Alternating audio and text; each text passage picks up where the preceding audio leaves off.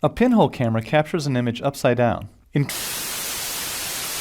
Le outliner, c'est quoi? Bah finalement, le outliner, hop, vous voyez, hein, si je vais ici et que je commence un petit peu à baisser pour ouvrir un petit peu plus tout ça, le outliner, c'est vraiment tout ce qui compose ma scène 3D. D'ailleurs, je vais fermer mon Content Browser, hop, de façon à y voir un petit peu plus. Et là, voilà, tous les objets qui se trouvent ici sont des objets qui se trouvent dans votre scène. Petite parenthèse, vous voyez que tous ces dossiers se trouvent dans ma scène qui s'appelle Third Person Map, entre parenthèses, éditeur. Si vous regardez tout en haut à gauche, j'ai mon onglet projet qui s'appelle également First Person Map. Tous ces éléments, comme je disais, ce sont des éléments qui se trouvent dans notre scène. Vous voyez par exemple, là j'ai sélectionné SM Chamfer Cube.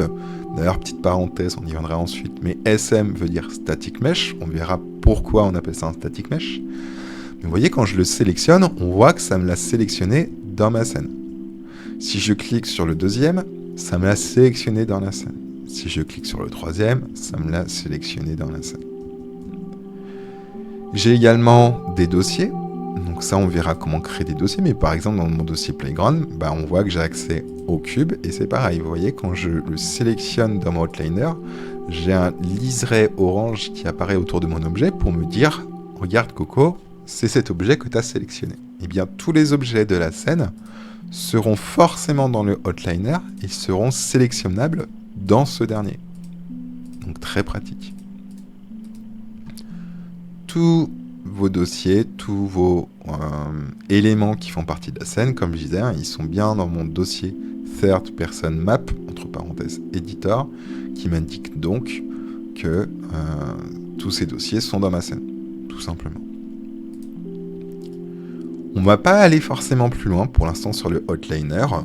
C'est une chose qu'on peut dire aussi, c'est que vous voyez tout en haut, là, j'ai Search. Bah, dans Search, ce que je peux faire, c'est par exemple filtrer. Le système de filtre, comme je disais tout à l'heure, n'est pas du tout top sur les PC Games, hein, il pourrait être clairement améliorable. Par contre, dans Search, enfin dans le système de filtre qui se trouve un petit peu partout sur Unreal, c'est extrêmement performant.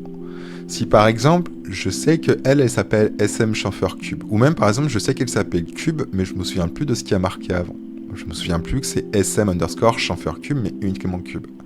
Bah, si je tape CU, vous voyez qu'il m'a quand même sélectionné cet élément, il m'a même surligné les endroits où je retrouve avec CU. Donc c'est pas parce que vous commencez pas par le début d'un nom que vous ne trouverez pas votre objet. Là, le fait qu'il trouve CU à l'intérieur, et ben, il me l'affiche directement, il me surligne même CU.